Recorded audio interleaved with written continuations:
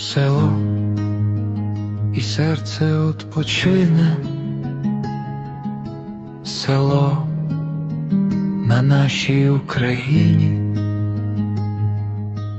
неначе писанка село, зеленим гаєм поросло.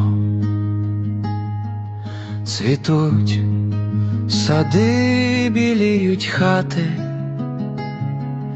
а на горі стоять палати,